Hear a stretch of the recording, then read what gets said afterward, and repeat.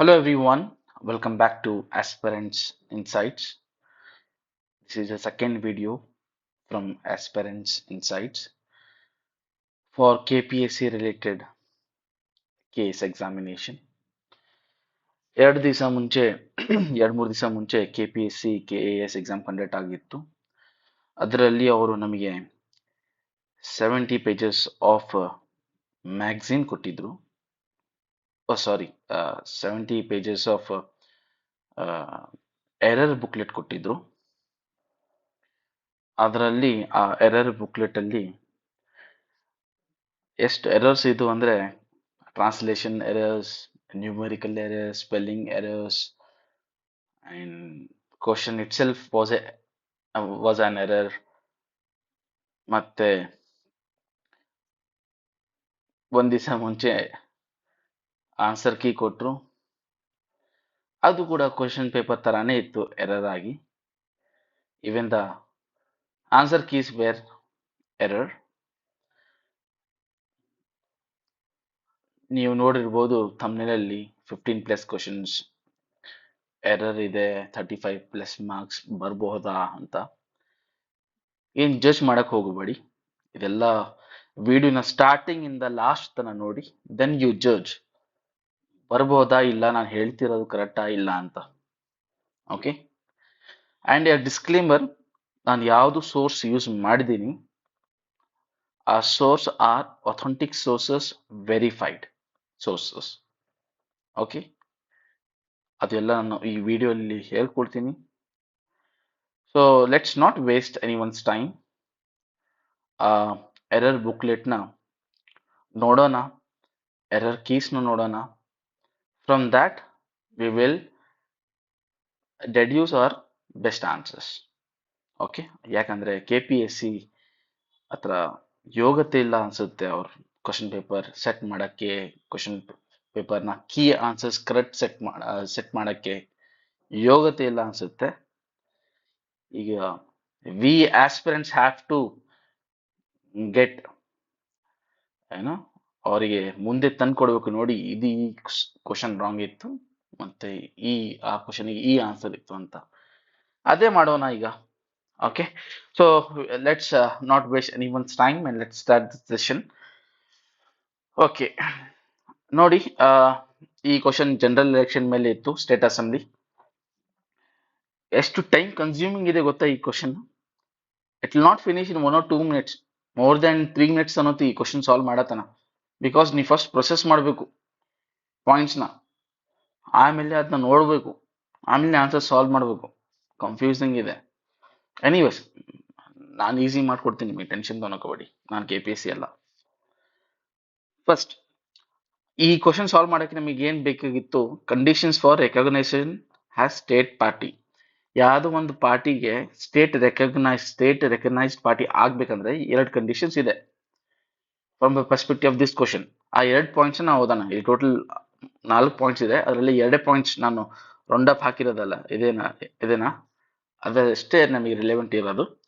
First ನಾನು ಆ condition ಓದ್ತೀನಿ. ಫಸ್ಟ್ ಕಂಡೀಷನ್ ಏನಿದೆ? If it secure 6% of the valid votes polled in the state at a general election to the legislative assembly of the state concern. ಅಕಸ್ಮಾತ್ first point ಇದೆ 6% of valid votes ಅಂತ ಹೇಳತ್ತಿದ್ದೆ. And in addition, it wins 2 seats in the assembly of the state concerned, plus 2 seats ಗೆದ್ದಿರಬೇಕು. Second point ಇದು. If it wins 3% of the seats in the legislative assembly of a general election to the legislative assembly of the state concerned, 3% seats ಗೆದ್ದಿರಬೇಕು, or 3 seats assembly, ಇಲ್ಲಾಂದ್ರೆ 3 seats ಗೆದ್ದಿರಬೇಕು.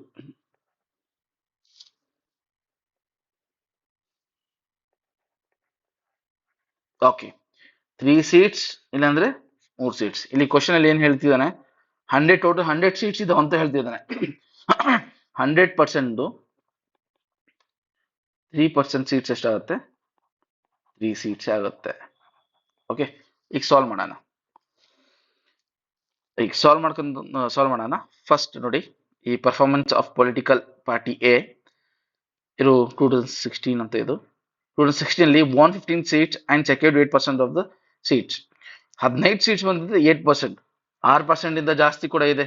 Votes, valid votes, seats ಕೂಡ ಜಾಸ್ತಿ ಇದೆ. ಹಂಗಂದ್ರೆ ಇದು state recognised ಆಯ್ತು. ಮತ್ತೆ 2021 ಅಲ್ಲಿ ಏನಾಯ್ತು ಇದ್ರದ್ದು ಪಾರ್ಟಿ ಏದು 2021 ಅಲ್ಲಿ 14 ಸೀಟ್ಸ್. ಇಲ್ಲಿ ಏನ್ ಹೇಳ್ತಿದೆ, 3 ಸೀಟ್ಸ್ ಸಿಗ್ಬೇಕು. ಓಕೆ, ಇಲ್ಲಿ ಕೂಡ ಅದು ರೆಕಗ್ನೈಸ್ಡ್ ಆಯ್ತು. Performance of political party B won 3 seats and secured 5% of the total valid votes. 6 valid votes ಇಲ್ಲ. ಅಟ್ಲೀಸ್ಟ್ ಇಲ್ಲಿ ಸೆಕೆಂಡ್ ಪಾಯಿಂಟ್ ಏನಿದೆ, ಅಟ್ಲೀಸ್ಟ್ ಅವ್ರು 3% ಸೀಟ್ಸ್ ಇರಬೇಕು, ಇಲ್ಲಾಂದ್ರೆ 3 ಸೀಟ್ಸ್ ಇರಬೇಕು. ಇವ್ರ ಹತ್ರ ದೇ ಹ್ಯಾವ್ ವಾನ್ 3 ಸೀಟ್ಸ್.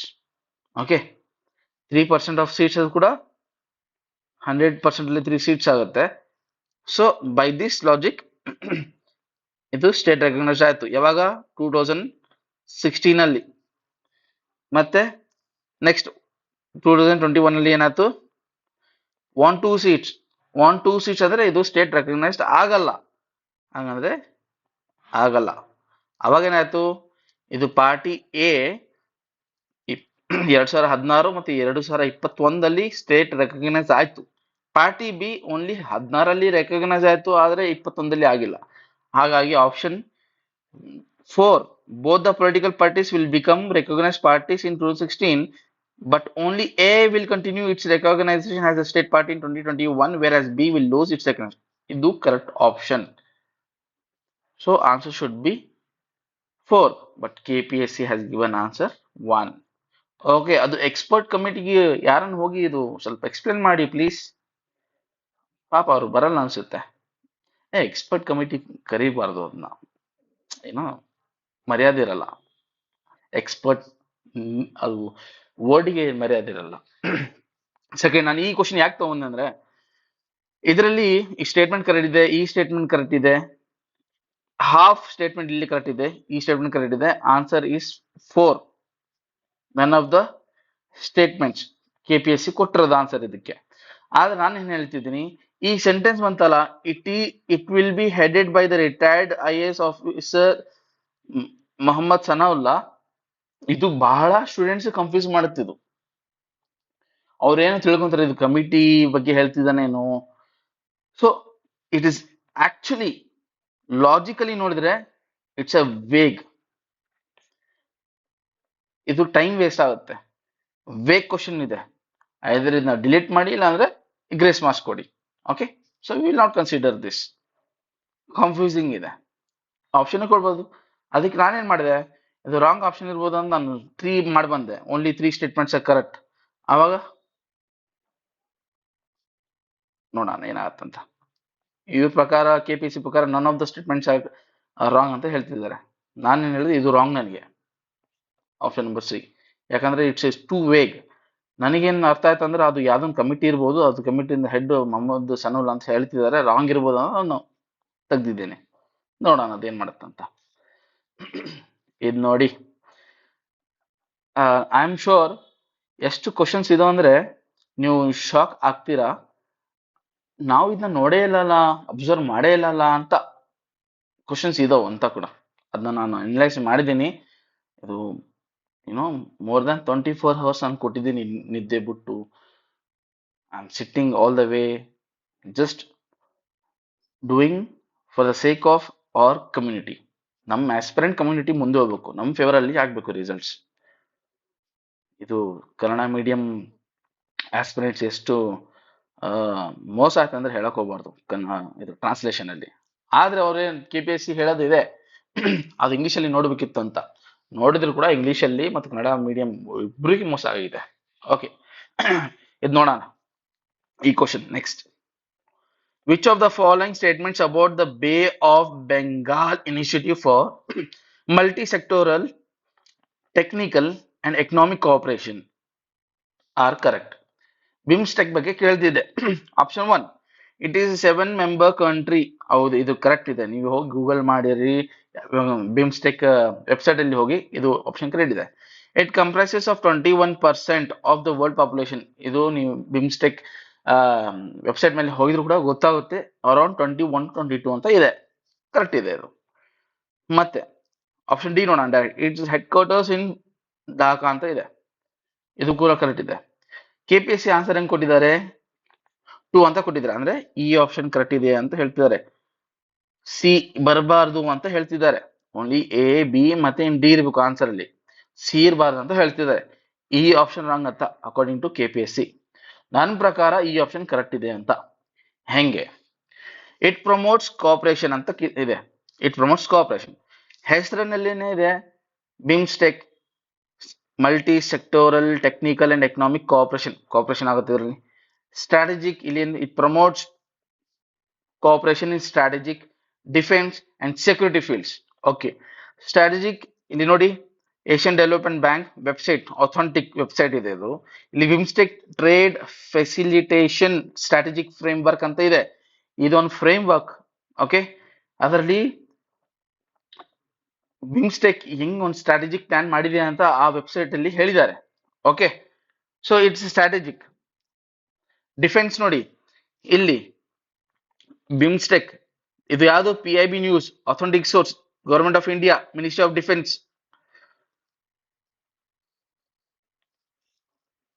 ಇಲ್ಲಿ ಮಿಲ್ಲೆಕ್ಸ್ 18 ಅಂತ ಇದೆ ನೋಡಿ, ಫೀಲ್ಡ್ ಟ್ರೈನಿಂಗ್ ಮಿಲಿಟರಿ ಎಕ್ಸೈಸ್. ಇದು ಡಿಫೆನ್ಸ್ ರಿಲೇಟೆಡ್ ಆಯ್ತಾ ಇಲ್ಲ? ಹಂಗಂದ್ರೆ ಇದು ಸ್ಟ್ರಾಟಜಿ ಕರೆಕ್ಟ್ ಆಯ್ತು, ಡಿಫೆನ್ಸ್ ಕೂಡ ಕರೆಕ್ಟ್ ಆಯ್ತು. ಆಮೇಲೆ ಇನ್ನೊಂದು ಸೆಕ್ಯೂರಿಟಿ ಫೀಲ್ಡ್ಸ್ ಅಲ್ಲಿ ನೋಡಿ, ಬಿಮ್ಸ್ಟೆಕ್ ವೆಬ್ಸೈಟ್ ಇಂದಾನೆ ತೆಗ್ದಿರೋದು ನಾನು ಇದನ್ನ.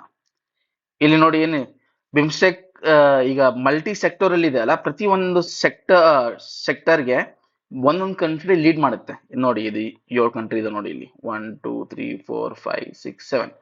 ಇದರಲ್ಲಿ ಸೆಕ್ಯೂರಿಟಿ ಒಂದು ಸೆಕ್ಟರ್ ಇದೆಯಲ್ಲ, ಆ ಸೆಕ್ಟರ್ ಇಂಡಿಯಾ ಲೀಡ್ ಆಗುತ್ತೆ, ಇಂಡಿಯಾ ಲೀಡ್ ಮಾಡುತ್ತೆ. India is the lead country of security sector comprise of 3 sub sectors. ಏನಿದೆ, counter terrorism, transnational crime, energy, disaster management. ಇದು ಏನಾಯ್ತು, ಸೆಕ್ಯೂರಿಟಿ ಅಂತ ಇದೆ. ಸೆಕ್ಯೂರಿಟಿ ಇದೆ, ಸ್ಟ್ರಾಟಜಿಕ್ ಫ್ರೇಮ್ ವರ್ಕ್ ಮಾಡಿದ್ದಾರೆ ಇವರು ಬಿಮ್ಸ್ಟೆಕ್ ಅವರು according to Asian development bank. ಅದು ಸ್ಟ್ರಾಟಜಿಕ್ ಅಂತ ಇನ್ಕ್ಲೂಡ್ ಆಗುತ್ತೆ ಅದು ಡೆಫಿನೆಟ್ಲಿ. ಮತ್ತೆ ಇವರು ಮಿಲೆಕ್ಸ್ ಅಂತ ಮಿಲಿಟರಿ ಕೂಡ ಎಕ್ಸೈಸ್ ಇದೆ. ಹಾಗಾದ್ರೆ ಈ option C, it promotes cooperation in strategic, defence and security fields correct ಆಗುತ್ತಾ ಇಲ್ಲ? 100% ಆಗುತ್ತೆ. Option A should be the answer according to aspirants insights. Option 1 should be right answer. ಹೌದಾ? ಏನ್ ಜೋಶ್ ಬಂತ ನೋಡಿ. Okay, next question. ಎಲ್ಲರಿಗೂ ಈಸಿಯಾಗಿ ಆನ್ಸರ್ ಸಿಕ್ಕಿರ್ಬೋದು. Which of the following statement is correct? Sarkaria commission was appointed to examine and recommend the changes regarding center and state relations. Article 122 of Indian Constitution deals with the impeachment of the president, and the power to make laws with respect to divorce and marriage subjects lies exclusively with the Parliament of India. ಇದು ನೋಡಿ, constitution of India book ಇದು, concurrent list. ಇದರಲ್ಲಿ 5th entry ನೋಡಿ ಏನಿದೆ, marriage and divorce ಯಾರ್ಕೆ ಆಗಿ ಬರುತ್ತಿದ್ದು, concurrent list ಅಲ್ಲಿ ಇಬ್ರು ಪಾರ್ಲಿಮೆಂಟ್ ಮತ್ತೆ ಸ್ಟೇಟ್ ಅಸೆಂಬ್ಲಿ ಎರಡೂ ಕೂಡ ಇದ್ರ ಮೇಲೆ ಲಾಸ್ ಮಾಡಬಹುದು. ಇಟ್ಸ್ ನಾಟ್ ಎಕ್ಸ್ಕ್ಲೂಸಿವ್ಲಿ, ಅಂದ್ರೆ ಈ statement wrong. Okay, article 61 procedure for the impeachment of constitution, ಇದು ಕೂಡ ಕಾನ್ಸ್ಟಿಟ್ಯೂಷನ್ ಆಫ್ ಇಂಡಿಯಾ ಇಂದಾನೆ ತೆಗ್ದಿರೋದು. ಇಲ್ಲಿ 122 ಅಂತ ಕೊಟ್ಟಿದ್ದಾನೆ, ಇದು ರಾಂಗ್. ಸರ್ಕಾರಿಯಾ ಕಮಿಷನ್ ಇಲ್ಲಿ ನೋಡಿ, ministry of home affairs website ಇಂದ ತೆಗ್ದಿರೋದು. ಸರ್ಕಾರಿಯಾ ಕಮಿಷನ್ ಇದ್ರ ಕೆಲಸ ಏನು, with the view to reviewing the working of existing arrangements between the union and the states in the changed socio-economic scenario. ಅದಕ್ಕಾಗಿ ಹೋಮ್ ಮಿನಿಸ್ಟ್ರಿ ಅವರು ಈ ಕಮಿಷನ್ ನ ಆರ್ಗನೈಸ್ ಮಾಡಿದ್ರು ಅಂತ ಹೇಳಿದ್ರು. So this is what it's talking about. So answer should be according to KPSC answer is 3 ಅಂತ, A and C ಅಂತ. ಯಾರನ್ನವ್ರು ಹೋಗಿ ಹೇಳಿ ಆನ್ಸರ್ ಇದು aspirants insights according answer only A. Only A option ಕೊಟ್ಟಿಲ್ಲ, KPSC ಗೆ ಹೇಳಿ. ಓಕೆ, ನೆಕ್ಸ್ಟ್ ಈ question ನೋಡಿ, ಶಾಕ್ ಆಗಿರ್ತೀರಾ ನೀವು ಈ ಕ್ವಶನ್ ನ ನೋಡಿ. Which of the following statements is correct with reference to Maldives ಅಂತ ಹೇಳ್ತಿದ್ದಾರೆ. Okay, Maldives is an island archipelago. Okay ಏನೋ ಒಂದು ಅದು ನಾನು ಕನ್ನಡ ಮೀಡಿಯಂ ಸ್ಟೂಡೆಂಟೇ. Comprising of 996 islands. Okay, 996 islands. ಈಗ ನೋಡಿ, ಮಾಲ್ದೀವ್ಸ್ ವೆಬ್ಸೈಟ್ ಇದು. High commissioner of republic of Maldives to India. Okay, ಅವ್ರ ವೆಬ್ಸೈಟ್ ಇಂದಾನೆ ಅವಾರ್ಡ್ ಮಾಲ್ದೀವ್ಸ್ ಅಂತ ಕೊಟ್ಟಿದ್ದಾರೆ. ಏನ್ ಕೊಟ್ಟಿದ್ದಾರೆ? Maldives consist of 1190 coral islands. Okay, islands ಬಗ್ಗೆನೇ ಹೇಳ್ತಿರೋದು ಅವರು. ಓಕೆ, ಅದು ಬಿಡಿ. ಇನ್ನೊಂದು ಮಾಲ್ದೀವ್ಸ್, ವಿಸಿಟ್ ಮಾಲ್ದೀವ್ಸ್ ಅಂತ ವೆಬ್ಸೈಟ್ ಇದೆ ಅಲ್ಲಿ. ಓಕೆ, ಆ ವೆಬ್ಸೈಟ್ನ ಇದು ಗೌರ್ಮೆಂಟ್ ವೆಬ್ಸೈಟ್ ಅದು. ಯಾಕಂದ್ರೆ ಆ ವೆಬ್ಸೈಟ್ನ ಅಬೌಟ್ ಅಸ್ ಅಲ್ಲಿ ನೋಡಿ ಏನ್ ಅಂತ ಕೊಟ್ಟಿದ್ದಾರೆ. Maldives marketing and public relation cooperation is the national tourism office of Maldives responsible for carrying out promotional activities to become the most preferred island destination of the world. ಹಾಗಾಗಿ ಈ ವೆಬ್ಸೈಟ್ ಕರೆಕ್ಟ್ ಆಗುತ್ತೆ. According to that ಏನಂತ ಹೇಳ್ತಿದ್ದಾರೆ? The country is comprised of 1192 islands. 1192 islands. ಹಂಗಾದ್ರೆ ಇದು statement 1 wrong ಆಗುತ್ತೆ. Second, out of the total islands only 100 islands are inhabited by people. Okay, ಅದೇ website ಅಲ್ಲಿ ನೋಡ್ತಿರೋದು ನಾನು. ಅಲ್ಲಿ ಏನ್ ಕೊಟ್ಟಿದ್ದಾನೆ? Only 200 of the islands are inhabited. ಹಂಗಾದ್ರೆ ಈ ಆಪ್ಷನ್ ರಾಂಗ್ ಆಯ್ತಾ? Okay, the highest point is 2.4 meters above mean sea level situated in Adu Atoll.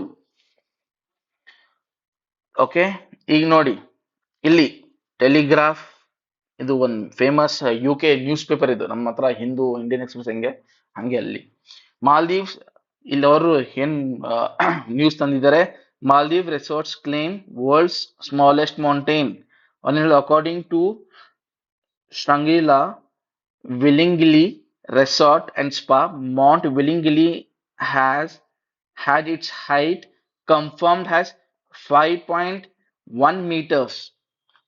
Okay, ಇದು ಓಪನ್ ಮಾಡಿದ್ರೆ more than double of the previous ಅಂತ ಹೇಳುತ್ತೆ. ಇದ್ರ ಬಗ್ಗೆ ಸಿ ಆಪ್ಷನ್ ಬಗ್ಗೆ ಹೇಳತ್ತಿತ್ತು ಅದು. ಅಂದ್ರೆ ಇದು mount Willingili is the highest point in Maldives according to newspaper. ನೀವು ಹೇಳ್ತೀರಾ ಸರ್ ಇದು ನ್ಯೂಸ್ ಪೇಪರ್ನ ರೆಫರ್ ಮಾಡಲ್ಲ ಸರ್ ಅವರು, KPSC ಅವರು. Okay fine, no problem. ನನ್ನ ಹತ್ರ ಸೊಲ್ಯೂಷನ್ ಇದೆ, ಬನ್ನಿ. ಇದು ನೋಡಿ, ಈ ವೆಬ್ಸೈಟ್ ಇದೆ. Go to this CIA.gov. ಈ ವೆಬ್ಸೈಟ್ ಏನಂತ ನಾನು ಹೇಳ್ತೀನಿ. ಇದು ವೆಬ್ಸೈಟ್ ಅಲ್ಲಿ ಹೋಗಿದ್ರೆ ಇದು WFB ಅಂತ ಕಾಣುತ್ತೆ, ವರ್ಲ್ಡ್ ಫ್ಯಾಕ್ಟ್ ಬುಕ್. ಇದು ವರ್ಲ್ಡ್ ಫ್ಯಾಕ್ಟ್ ಬುಕ್. ಅದ್ರ ಬಗ್ಗೆ ಸ್ವಲ್ಪ ಇನ್ಫಾರ್ಮೇಶನ್ ಕೊಡ್ತೀನಿ, ಆಮೇಲೆ ಆನ್ಸರ್ ಹೇಳ್ತೀನಿ ನಿಮಗೆ. ನೋಡಿ, world fact book also known has CIA World Fact Book is a reference resource produced by Central Intelligence Agency. Okay, yeah, Central Agency adu. This World Fact Book is prepared by CIA for the use of US government officials. Government body idu, US du, has a work of US government. It is a public domain in, it is in the public domain in United States. ಅದು one recognized website. Okay, this official print version is available for the government publishing offices. ನೋಡಿ, ಮೊದಲಿನ ಮಾತು world fact book. ಇದು ಒಂದು government authorised book. ಇದು internationally accepted book ಇದು. Okay, US ನ special central agency ಅವರು ಈ ಬುಕ್ ನ ತಯಾರು ಮಾಡ್ತಾರೆ. ಓಕೆ, ಅಂಡ್ ಅದು ಪಬ್ಲಿಕ್ ಡೊಮೈನ್ ಅಲ್ಲಿ ಇದೆ, ಯಾಕಂದ್ರೆ ಎಲ್ಲ ರೆಫರ್ ಮಾಡ್ಬೋದು ಅದನ್ನ. ಓಕೆ, ಅಂಡ್ ಲೈಕ್ ಇಂಡಿಯಾದಲ್ಲಿ ಇಂಡಿಯಾ ಇಯರ್ ಬುಕ್ ಹೆಂಗಿರುತ್ತೆ, ವರ್ಲ್ಡ್ ಅಲ್ಲಿ ವರ್ಲ್ಡ್ ಫ್ಯಾಕ್ಟ್ ಬುಕ್ ಅಂದ್ರೆ ಅಷ್ಟು ಫೇಮಸ್, ವರ್ಲ್ಡ್ ರೆಕಗ್ನೈಸ್ ಮಾಡುತ್ತೆ. ಎಷ್ಟು ಕಂಟ್ರೀಸ್ ಅವರು ಅದನ್ನ ಅಕ್ಸೆಪ್ಟ್ ಮಾಡ್ತಾರೆ. ಓಕೆ, ಆ ವೆಬ್ಸೈಟ್ ಇಂದ ನಾನು ತೋರಿಸಿರೋದು ಸಿಗ್ನಿಫಿಕೆನ್ಸ್ ಏನಿದೆ ಅಂತ. ಆ ವೆಬ್ಸೈಟ್ ಪ್ರಕಾರ ನೀವು ಮಾಲ್ದೀವ್ಸ್ ತೆಗ್ದು ನೋಡಿದ್ರೆ, ಮಾಲ್ದೀವ್ಸ್ ಕಂಟ್ರಿ ಬಗ್ಗೆ ಜಿಯೋಗ್ರಾಫಿ ಎಲ್ಲ ಅದ್ರ ಬಗ್ಗೆ ಡೀಟೇಲ್ಸ್ ಹೇಳುತ್ತೆ. ಓಕೆ, ಅವ್ರು ಅದರಲ್ಲಿ ಎಲಿವೇಶನ್ ಬಗ್ಗೆ ನೋಡಿ, ಹೈಟ್ ಬಗ್ಗೆ ಏನ್ ಹೇಳ್ತಿದ್ದಾನೆ. The highest point is 8T golf course Willingili island, 5 meters ಇದೆ ಅಂತ ಹೇಳತೈತಿ according to this website. And it is internationally recognised website. Okay, ಖಾಲಿ ಪಿಲಿ ವೆಬ್ಸೈಟ್ ಅಲ್ಲ ಇದು. ರೆಫರೆನ್ಸ್ ನಾವು ಇದರಿಂದ ಕೊಡ್ಬೋದು KPSC ಗೆ. They have to accept it. ಇಲ್ಲ ನೀವು ತಂದ್ಕೊಡಿ ನಮಗೆ ರೆಫರೆನ್ಸ್, ಕರೆಕ್ಟ್ ರೆಫರೆನ್ಸ್ ತಂದ್ಕೊಡಿ. ಓಕೆ, ಇಲ್ಲಾಂದ್ರೆ ನೀವು ರೆಫರೆನ್ಸ್ ತಂದ್ಕೊಡಿ. ಅಲ್ಲ, ನಾನು ಹೇಳ್ತಿರೋದು ಸಿ ಆಪ್ಷನ್ ಅದೇ ಕರೆಕ್ಟ್ ಅಂತ ನೀವು ಅದನ್ನ ತಂದ್ಕೊಡಿ ನಿಮಗೆ ರೆಫರೆನ್ಸ್. ನೀವು ನಾನು ಗೌರ್ಮೆಂಟ್ ವೆಬ್ಸೈಟ್ಸ್ ನಾನು ನೋಡಿದೆ, ಮಾಲ್ದೀವ್ಸ್ ಅವ್ರ ಗೌರ್ಮೆಂಟ್ ವೆಬ್ಸೈಟ್ಸ್ ಅಲ್ಲಿ ಎಲ್ಲೂ ಮಾಲ್ದೀವ್ಸ್ ಗೌರ್ಮೆಂಟ್ ವೆಬ್ಸೈಟ್ಸ್ ಅಲ್ಲಿ ಕೊಟ್ಟೆ ಇಲ್ಲ the highest point is 2.4 meters above mean sea level situated atoll ಅಂತ ಎಲ್ಲಿಲ್ಲ. ನಾನು ನೋಡ್ತಿದ್ದೆ, ಅದು ಗೂಗಲ್ ಸಿಗ್ಬೋದು, ವಿಕಿಪೀಡಿಯಾದಲ್ಲಿ, ಆದ್ರೆ ಗೌರ್ಮೆಂಟ್ ಆಥರೈಸ್ಡ್ ಅಲ್ಲಿ ಇಲ್ಲ. ಅದಕ್ಕಾಗಿ ಇದು ಒಂದು ಆಪ್ಷನ್ ಅಂತ ಮುಂದೆ. ಹೀಗಾಗಿ ಸಿ ಕೂಡ ರಾಂಗ್ ಆಗುತ್ತೆ. Maldivian Dhivehi is the dialect of Sinhala language. Okay, ಇಲ್ಲಿ ನೋಡಿ ಪೀಪಲ್ ಬಗ್ಗೆ, ಇದು ಮಾಲ್ದೀವ್ಸ್ ವೆಬ್ಸೈಟ್ ಅವ್ರ ಗೌರ್ಮೆಂಟ್ ವೆಬ್ಸೈಟ್, ಇಲ್ಲೇನ್ ಕೊಟ್ಟಾನೆ, Maldivian language is Dhivehi an Indo-Aryan language with its origins in Sanskrit. ಅರ್ಥ ಆಯ್ತಾ? ಇದಕ್ಕ ಸಿನ್ಹಲಿಸಿಗೆ ಏನೋ ರಿಲೇಷನ್ ಇಲ್ಲ. ಓಕೆ, ಇನ್ನೊಂದು ನೀವು ಗೂಗಲ್ ನೋಡಿದ್ರೆ Maldivian is an Indo Aryan language, ಇಲ್ಲಿ ಕೂಡ ಅದೇ ಹೇಳಾಗ್ತೈತಿ. Closely related to Sinhalese language. Dialect ಅಲ್ಲ, ಕ್ಲೋಸ್ಲಿ ರಿಲೇಟೆಡ್. ಡೈಲೆಕ್ಟ್ ಅಂದ್ರೆ ಏನು? ನಾವು ಕನ್ನಡ ಅಲ್ಲಿ ಹುಬ್ಳಿ ಕನ್ನಡ ಬೇರೆ, ಬೆಂಗಳೂರು ಕನ್ನಡ ಬೇರೆ, ಒಂದೇ ಲ್ಯಾಂಗ್ವೇಜ್ ಅರ್ಥ ಆಗುತ್ತೆ. ಆದ್ರೆ ಇಲ್ಲಿ ಏನ್ ಹೇಳದ ನೋಡ್ರಿ, ಅದು ಸಿನಲಿಸ್ ಮತ್ತೆ ಮಾಲ್ದಿವಿಯನ್ ಲ್ಯಾಂಗ್ವೇಜ್ ಬಗ್ಗೆ. They are not mutually intelligible. ಅಂದ್ರೆ ಇದು ಎರಡೂನ ಮಿಕ್ಸಪ್ ಮಾಡಕ್ ಆಗಲ್ಲ, ಈ ಎರಡನ್ನ ಅರ್ಥ ಆಗಲ್ಲ. ಈಗ ಸಿನಿಲಿಸ್ ಯಾರು ಮಾತಾಡ್ತಿದ್ದಾನೆ ಅಂದ್ರೆ ಮತ್ತೆ ಮಾಲ್ದಿವಿಯನ್ ಲ್ಯಾಂಗ್ವೇಜ್ ಅಲ್ಲಿ ಯಾರು ಮಾತಾಡಿದ್ರೆ ಅವ್ರು ಅರ್ಥ ಆಗಲ್ಲ ಒಂದಕ್ಕೊಂದು. ಆದ್ರೆ ನಾನ್ ಬೆಂಗಳೂರು ಕನ್ನಡ, ರಾಯಚೂರು ಕನ್ನಡ ಇರ್ಲಿ, ಹುಬ್ಳಿ ಕನ್ನಡ ಇರ್ಲಿ, ಅವ್ರು ಮಾತಾಡಿದ್ರೆ ಒಬ್ರೊಬ್ರು ಅರ್ಥ ಆಗುತ್ತಲ್ಲ, ಅವಾಗ ಮ್ಯೂಚುಲಿ ಇಂಟೆಂಜಿಬಲ್ ಅಂತ ಅಂತಾರೆ, ಇಂಟೆಲಿಜಿಬಲ್ ಅಂತ ಹೇಳ್ತಾರೆ. ಆದ್ರೆ ಇಲ್ಲಿ ನಾಟ್ ಮ್ಯೂಚುಲಿ ಅಂತ ಹೇಳತ್ತಿ. Okay, so option D is wrong. Majority of Maldives population is Shia Muslim. ಇದು ಸಣ್ಣ ಹುಡುಗರು ಗೊತ್ತು, ಮಾಲ್ದೀವ್ಸ್ ಅಲ್ಲಿ ಸುನ್ನಿ ಮುಸ್ಲಿಂ ಜಾಸ್ತಿ ಇರೋದು ಅಂತ. ಇದು ಕೂಡ ತಪ್ಪು. So what should be the answer? None of the above statement should are correct. So according to aspirant insights, answer 4 should be answer. Okay, ಅವ್ರು ಹೇಳ್ತಿದ್ದಾರೆ, ಅವರು ಅಕಸ್ಮಾತ್ KPSC ಅವ್ರು ತಗೊಂಬಂದ್ರಪ್ಪ, ಇದು the highest point of is 2.4 meter above mean sea level situated atoll ಅಂತ ಯಾವ್ದೋ ಅವರು ರಿಸೋರ್ಸ್ ತಂದು ಕೊಟ್ರು. Okay, 1 is correct. ಅದು ಒಂದೇ ಸ್ಟೇಟ್ಮೆಂಟ್ ಅಲ್ಲ, ಕರೆಕ್ಟ್ ಆಗಿದ್ರೆ ಒಂದು ಸ್ಟೇಟ್ಮೆಂಟ್ ಆಗಬೇಕು. ಅವ್ರು ಕೊಟ್ಟಿರೋದೇನು KPSC option only 2 statements are correct ಅಂತ. ಅದು 2 statements ಯಾವ್ದು ನಮಗೆ ಹೇಳಿ? ನಾನು ಎಲ್ಲಾ ಪ್ರೂಫ್ ಕೊಟ್ಟೆ, ಯಾವ್ದೋ ಸ್ಟೇಟ್ಮೆಂಟ್ಸ್ ಕರೆಕ್ಟ್ ಅಲ್ಲ. ಅವ್ರು ಯಾವ್ದೋ ಒಂದು ತಗೊಂಬಂದ್ರು ಕೂಡ ಒಂದು ಸ್ಟೇಟ್ಮೆಂಟ್, ಇಲ್ಲಿ ಪ್ರೂಫ್ ಇದೆ ನನ್ನ ಹತ್ರ. ಅಕಸ್ಮಾತ್ 4 ಅನ್ನು ಕೊಡಿ ಆನ್ಸರ್, ಇಲ್ಲ 1 ಅನ್ನು ಕೊಡಿ, 2 ಮಾತ್ರ ಅಲ್ಲ ಆನ್ಸರ್. Okay, next question. ಎಲ್ಲ ಗೌರ್ಮೆಂಟ್ ಆಥರೈಸ್ಡ್ ವೆಬ್ಸೈಟ್ಸ್ ಇದು. Okay,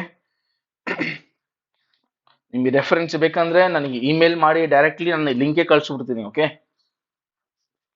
next question. Consider the following statement about web 3.0. ಇಲ್ಲಿ ನೋಡಿ, ವೆಬ್ 3.0ದಲ್ಲಿ KPSC ಅವರು ಡೈರೆಕ್ಟ್ ಆನ್ಸರ್ ಏನ್ ಕೊಡ್ತಾರೆ? KPSC 1 ಅಂದ್ರೆ ಏನು? ಓನ್ಲಿ ಬಿ ಇಷ್ಟು ಅನ್ನ ಹೇಳತ್ತಾರ ಅವರು. Only be allows peer to peer interaction without interview. ಇದು ಒಂದೇ ಸ್ಟೇಟ್ಮೆಂಟ್ ಕರೆಕ್ಟ್, ಉಳಿದಿದ್ದೆಲ್ಲ ರಾಂಗ್ ಅಂತ ಹೇಳ್ತಿದ್ದಾರೆ. ಓಕೆ, ಒಂದು KPSC ಸ್ವಲ್ಪ ಬರ್ರಿ, ನಿಮ್ ತಾತ ಮುತ್ತಾತ ಅವ್ರ ಕ್ವಶನ್ ಪೇಪರ್ ನೋಡೋಣ, ನಿಮ್ ಮುತ್ತಾದ ಕ್ವಶನ್ ಪೇಪರ್ ನೋಡೋಣ. ಇವರು KPSC, ಇದು UPSC. ಓಕೆ, ಇದು UPSC 2022 ಕ್ವಶನ್ ಪೇಪರ್ ಅಲ್ಲಿ ಇಲ್ಲೇನ್ ಕೊಟ್ಟಿದ್ದಾನೆ, ಇವರು ವೆಬ್ 3.0 ಬಗ್ಗೆನೇ ಕೇಳ್ತಿದ್ದಾರೆ ಕ್ವಶನ್. ಇವ್ರು ಏನ್ ಹೇಳ್ತಿದ್ದಾರೆ? Web 3.0 technology enables people to control their own data. ಇಲ್ಲಿ ಆಪ್ಷನ್ ಸೇಮ್ ಇದೆಯಲ್ಲ, it enables people to control their own data.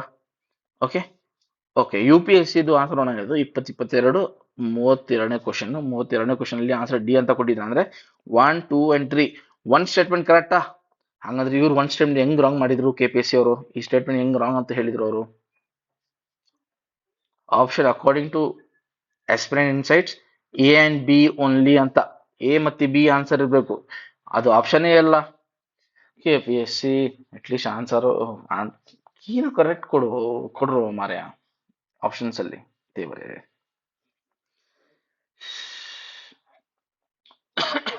ಮತ್ತೆ ಈಗ ಹೇಳಿದ್ರು ಸರ್ ಸೋರ್ಸ್ ಕೊಟ್ಟಿಲ್ಲ. ಸೋರ್ಸ್ ಕೊಟ್ಟಿಲ್ಲ UPSC ಅವ್ರ ತಾತಂದ್ ಸೋರ್ಸ್ ಮತ್ತೇನ್ ಬೇಕು? Next consider the following statements. ಇದರಲ್ಲಿ ನೋಡಿ KPSC ಆನ್ಸರ್ ಹೆಂಗ್ ಕೊಟ್ಟಿದ್ದಾನೆ, ಆಪ್ಷನ್ A and B ಅಂತ ಕೊಟ್ಟಿದ್ದಾನೆ. We will discuss only about option B now. Let's not our waste time. Not waste our time. Bhadrabahu, the author of Kalpasutra, was the sixth Tirthankara after Mahavira. ದೇವರೇ, Mahavir was the 24th ತೀರ್ಥಂಕರ. ಅದ್ರ ಆದ್ಮೇಲೆ I mean ಅವ್ರ 24th ತೀರ್ಥಂಕರ ಇದ್ರು. ಇವರು ಭದ್ರಾಬಾಹು ಅವರು ಏನಿದ್ರು, ಇಲ್ಲಿ ನೋಡಿ ಸೆಂಟೆನ್ಸ್ ಇಲ್ಲಿ, Bhadrabahu was the contemporary of Maurya king Chandragupta Maurya and was the sixth thera. ಅದು ಥೇರಾ ಮೀನಿಂಗ್ ನೀವು ಲೈಕ್ ಹೈ ಲೆವೆಲ್ ಸ್ಕಾಲರ್ ಅಂತ ಹೇಳ್ಬೋದು. ಓಕೆ, ಸಿಕ್ಸ್ತ್ ಥೇರಾ ಇದ್ರು. ಏನ್ ಮಾಡ್ಬಿಟ್ರು, ಸಿಕ್ಸ್ತ್ ಓದ್ಬಿಟ್ರು. ಟಿ ಅಂತ ಕಾಣ್ತಲ್ಲ, ತೀರ್ಥಂಕರ ಇರ್ಬೋದು ಅಂತ ಸುಮ್ನೆ ತೀರ್ಥಂಕರ ಅಂತ ಹಾಕ್ಬಿಟ್ಬಿಟ್ರು. ಈಗ ಇದು ಆಪ್ಷನ್ ರಾಂಗ್, ಬಿ ರಾಂಗ್ ಆಗಿದ್ರೆ ಇದು ರಾಂಗ್, ಇದು ರಾಂಗ್, ಇದು ರಾಂಗ್. ಆನ್ಸರ್ ಇದು ಬರಬೇಕು. ಆದ್ರೆ ಇಲ್ಲಿ sixth AD Jain council was held at Valabhi and president by, ಇದು ಸುಧರ್ಮ ರಾಂಗ್ ಇದೆ. ಈ ಅವ್ರು ಏನ್ ಮಾಡ್ತಾರೆ ಗೊತ್ತಿಲ್ಲ. ಸೊ ನನ್ನ option aspirants insights, according to aspirant insights only A option should be right and only A option ಇಲ್ಲಾನೇ ಇಲ್ಲ. ಆಪ್ಷನ್ ಕರೆಕ್ಟ್ ಕೊಡ್ರೋ ಮಾರ್ಯ.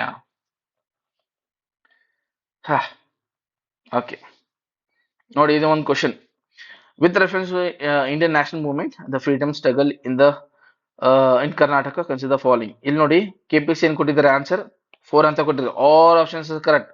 ಓಕೆ, ಆದ್ರೆ ಒಂದು ಆಪ್ಷನ್ ಡಿ ಅಂತ ಏನಿದೆ, ಇಸುರು ಟ್ರಾಜಿಡಿ ಅಂತ ಇದೆಯಲ್ಲ, ಗೂಗಲ್ ಮಾಡಿದ್ರೆ number of news paper, Hindu news paper ಇರಲಿ, ಇಂಡಿಯನ್ ಎಕ್ಸ್ಪ್ರೆಸ್ ನ್ಯೂಸ್ ಪೇಪರ್ ಇರಲಿ, ಡೆಕ್ಕನ್ ಹೆರಾಲ್ಡ್ ನ್ಯೂಸ್ ಪೇಪರ್ ಇರಲಿ, number of 5 to 6 news paper ಅಲ್ಲಿ ಏನಂತ ಇದೆ, ಇಟ್ಸ್ 28 ಆರ್ 29th ಸೆಪ್ಟೆಂಬರ್ ಅಂತ ಇದೆ ಆನ್ಸರ್ ಇದಕ್ಕೆ.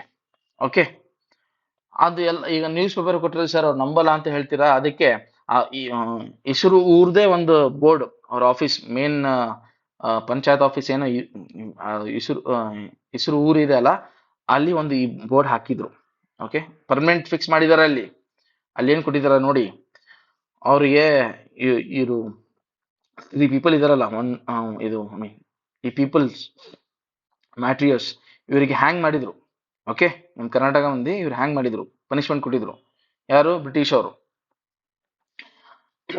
ಅದು ಆಕ್ಚುಲಿ ಆಗಿರೋದು ಯಾವತ್ತು ಇಲ್ಲಿ ಕೊಟ್ಟಿದ್ದಾರೆ ನೋಡಿ, 28 ಸೆಪ್ಟೆಂಬರ್ 1942 ಇಲ್ಲಿ ಇದೆ ನೋಡಿ. ಈಗ ಇದ್ರಕ್ಕಿಂತ ಬೆಸ್ಟ್ ಸೋರ್ಸ್ ನಾನು ಎಲ್ಲಿಂದ ತೊಗೊಂಬರ್ಲಿ ಹೇಳಿ, ಅಲ್ಲಿಂದ ಬೋರ್ಡ್, ಆ ಊರಿಂದೇ ಬೋರ್ಡ್ ಇದು. ಅಕಸ್ಮಾತ್ ಇದನ್ನ ಕ್ವಶನ್ ಆ ಊರವ್ರು ತೋರಿಸಿದ್ರೆ ಈ ಕ್ವಶನ್ 8 ಸೆಪ್ಟೆಂಬರ್ 1942 ಕರೆಕ್ಟ್ ಏನಂದ್ರೆ ಹೊಡಿತಾರೆ ನಾವು ಇಟ್ಕೊಂಡು, ಅವ್ರು ಹೇಳಕ್ ಹೋಗ್ಬೇಡಿ ನೋಡಿ. ಹಂಗಂದ್ರೆ ಏನಿರ್ಬೇಕು ಆನ್ಸರ್ ಇದಕ್ಕೆ, ಓನ್ಲಿ ಆಸ್ಪಿರೆಂಟ್ ಇನ್ಸೈಟ್ಸ್ ಪ್ರಕಾರ ಓನ್ಲಿ 3 ಇರ್ಬೇಕು answer. Okay, next arrange the following items. ನೀವು ಈ ಕ್ವಶನ್ಗೆ ರಿಸೋರ್ಸಸ್ ಜಗ್ಗಿ ಸಿಗುತ್ತೆ, ನ್ಯೂಸ್ ಪೇಪರ್ಸ್ ರಿಸೋರ್ಸಸ್. ಅದು ರೆಫರೆನ್ಸ್ ಕೊಡಬಹುದಾ ಇಲ್ಲ ನನಗೆ ಗೊತ್ತಿಲ್ಲ. ಆಕ್ಚುಲಿ ನ್ಯೂಸ್ ಪೇಪರ್ ರೆಫರೆನ್ಸ್ ಕೊಡಬಹುದು ನನ್ನ ಪ್ರಕಾರ. ಓಕೆ, ಅಥೆಂಟಿಕ್ ಇದ್ರೆ ಅಕ್ಸೆಪ್ಟ್ ಮಾಡಬೇಕು ಅವರು. ನಾನು ಅದು 3-4 ಇದು ಎಲ್ಲರೂ ನೋಡಿರ್ಬೋದು ಅಂತ ನಾನು ಇದು ಒಂದು ಡಿಫ್ರೆಂಟ್ ಸೋರ್ಸ್ ಕೊಡೋಣ ಅಂತ ಇದು ಕೊಟ್ಟೆ. ಓಕೆ, ಇಲ್ಲಾಂದ್ರೆ ನಿಮ್ಮ ಫ್ರೆಂಡ್ಸ್ ಅಲ್ಲಿ ಯಾರ ಸರ್ಕಲ್ ಅಲ್ಲಿ ಇದ್ರೆ ಶಿವಮೊಗ್ಗದಲ್ಲಿ, ಅಲ್ಲಿ ಈ ಊರಿಗೆ ಹೋಗಿ ಒಂದು ಮಾತಾಡ ಬನ್ನಿ ಅಂತ ಹೇಳಿ, ಈ ಊರಿನ ಫೋಟೋ ತಗೊಂಬನ್ನ ಅಂತ ಹೇಳಿ ಇದನ್ನ ನಾವು ರಿಸೋರ್ಸ್ ಆಗಿ ಕೊಡಬಹುದು, ಸೋರ್ಸ್ ಆಗಿ. ಓಕೆ, ಮತ್ತೆ ಇನ್ನೊಂದು question, arrange the following items with respect union budget. Union budget ಯಾವ ಯೂನಿಯನ್ ಬಜೆಟ್ ಕೊಟ್ಟಿಲ್ಲ ಇವರು, ಅದಕ್ಕೆ ನಾವು 2024-25 ಯೂನಿಯನ್ ಬಜೆಟ್ ಬಗ್ಗೆ ಮಾತಾಡೋಣ. In India in descending order highest to lowest in crore ಇರ್ಬೇಕಂತ ಹೇಳ್ತಿದ್ದಾರೆ ನೋಡಿ. ಇಲ್ಲಿ ವೆಬ್ಸೈಟ್ ಇದೆ. ರೆವೆನ್ಯೂ ರಿಸಿಪ್ಟ್ಸ್ ಎಷ್ಟಿದೆ, 31.3 crore, lakh crore. Okay, then capital receipts 16.9, revenue receipts 37.1. Okay, ಇದು ಎಫೆಕ್ಟಿವ್ ಕ್ಯಾಪಿಟಲ್ ಎಕ್ಸ್ಪೆಂಡಿಚರ್ ಇದೆ. ಇದು ಎಫೆಕ್ಟಿವ್, ಇಲ್ಲಿ ಕೊಟ್ಟಿರೋದು ಓನ್ಲಿ ಕ್ಯಾಪಿಟಲ್ ಎಕ್ಸ್ಪೆಂಡಿಚರ್, ಇಲ್ಲಿ ಎಫೆಕ್ಟ್ ಇದೆ. ಅದಕ್ಕೆ ನಾವು ಇದು ರೆಫರ್ ಮಾಡಕ್ ಬರಲ್ಲ. ಅದಕ್ಕೆ ಇಲ್ಲಿ ನೋಡಿ, ಇಲ್ಲಿ ಒಂದು ಸೆಂಟೆನ್ಸ್ ಇದೆ, 111111 ಅಂದ್ರೆ 11,11,111 ಕೋಟಿ for capital expenditure has been allocated. ಇದು ಓಕೆ 11.2 ಅಂತ ಹೇಳ್ಬೋದು ಇದನ್ನ. ಹಾಗಾದ್ರೆ ಈಗ ನೋಡಿ, revenue receipts 31.3, revenue receipts 31.3. Then capital receipts 16.9. Capital receipts 16.9. Then revenue expenditure 37.1. 37.1. Then capital expenditure 11.2.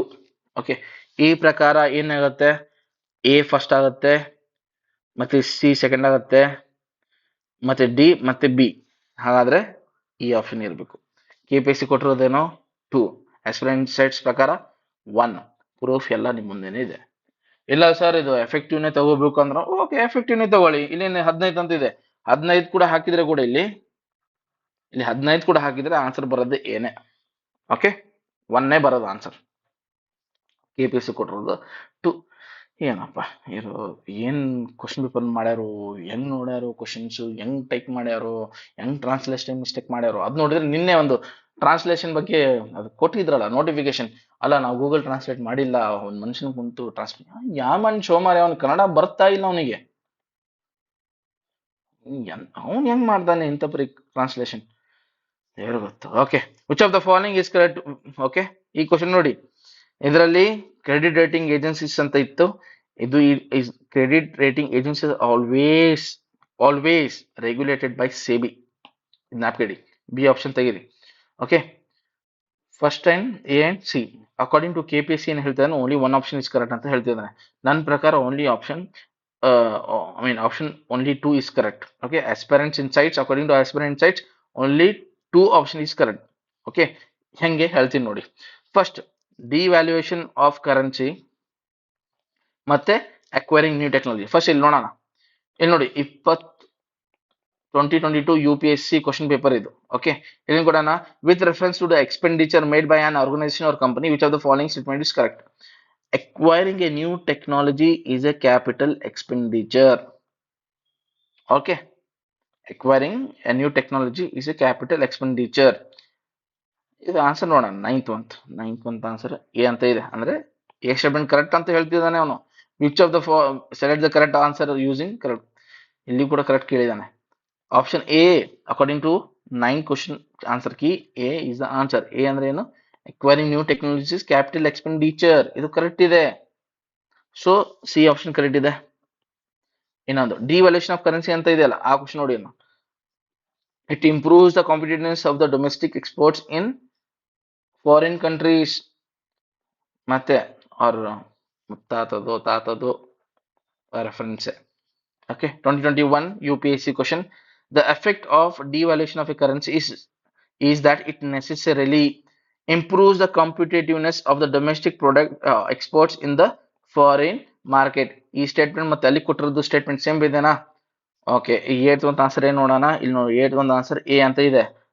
ಆ ಪ್ರಕಾರ ಎ ಅಂತಂದ್ರೆ ಇಲ್ಲಿ ನೋಡಿ, which of the following statements is correct ಅಂತ ಹೇಳ್ತೇನೆ. ಕರೆಕ್ಟ್ ಅಂದ್ರೆ option A, 1 only. It improves. Yes, the effect of devaluation of currency is that it necessarily improves the competitiveness of domestic exports in foreign market.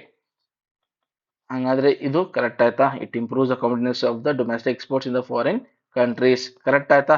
ಹಂಗಾದ್ರೆ answer ಏನಿರಬೇಕಿತ್ತು? Answer 2 statements are correct. But KPSC ಕೊಟ್ಟಿರೋದು ಒಂದು. ಅವ್ರ ತಾತ ಮುತ್ತಾತ ಕೂಡ follow ಮಾಡಕ್ಕಾಗಿಲ್ಲ ಅಂದ್ರೆ ಏನ್ ಮಾಡಕ್ಕಾಗಲ್ಲ. Next question. Consider the following statements. RTE quota. ಇದು ನೋಡಿ, ಈ ಸ್ಟೇಟ್ಮೆಂಟ್ ಇದರಲ್ಲಿ ಕೆಪಿಎಸ್ಸಿ ಅವ್ರು ಏನ್ ಕೊಟ್ಟಿದ್ದಾರೆ, 3 ಕೊಟ್ಟಿದ್ದಾರೆ. ಓಕೆ, ಇದರಲ್ಲಿ ಎರಡನೇ ಸ್ಟೇಟ್ಮೆಂಟ್ ಓದೋಣ. ಇನ್ the academic year 24-25 there isn't a single private school in the Bangalore that can give RTE quota seats ಅಂತ. ಒಂದು ಸ್ಕೂಲ್, ಪ್ರೈವೇಟ್ ಸ್ಕೂಲ್ ಇಲ್ಲ ಅಂತ. ಆದ್ರೆ ಇದು ಒಂದು Deccan Herald newspaper, only 1 private school open to RTE quota in Bengaluru. ಇದು ತೆಗೆದು ಓದಿದ್ದು ಕೂಡ ನಾನು ನೋಡಿದೆ. ಅದು ಗೌರ್ಮೆಂಟ್ ಬಾಡಿನೇ ಒಳಗೆ, ಎಜುಕೇಶನ್ ಡಿಪಾರ್ಟ್ಮೆಂಟ್ ಅವರೇ ಹೇಳಿದ್ದಾರೆ, ಒಂದು ಪ್ರೈವೇಟ್ ಸ್ಕೂಲ್ ಇದೆ ಆ ಏರಿಯಾದಲ್ಲಿ. ಯಾವುದು ಗೌರ್ಮೆಂಟ್ ಮತ್ತೆ ಗೌರ್ಮೆಂಟ್ ಏಡೆಡ್ ಸ್ಕೂಲ್ ಇದ್ದಿಲ್ಲ, ಅದಕ್ಕೆ ಆ ಸ್ಕೂಲ್, ಪ್ರೈವೇಟ್ ಸ್ಕೂಲಿಗೆ ಒಂದು RTE ಕೋಟಾ ಸಿಕ್ಕಿದೆ ಅಂತ ಹೇಳಿದಾಯ್ತು. ಈಗ ಇದರ ರೆಫರೆನ್ಸ್ ನಾವು ಓನ್ಲಿ ನ್ಯೂಸ್ ಪೇಪರ್ ಇಂದ ತರಬಹುದು. ಓಕೆ, ಅಕಸ್ಮಾತ್ ಇವ್ರ ಹತ್ರ ರೆಫರೆನ್ಸ್ ಐತಿ, ಗೌರ್ಮೆಂಟ್ ರೆಫರೆನ್ಸ್ ಐತಿ, KPSC ಕೊಡಿ, ಅಕ್ಸೆಪ್ಟ್ ಮಾಡ್ತೀವಿ, ಇಲ್ಲ ಇದನ್ನ ಇನ್ಕ್ಲೂಡ್ ಮಾಡಿ.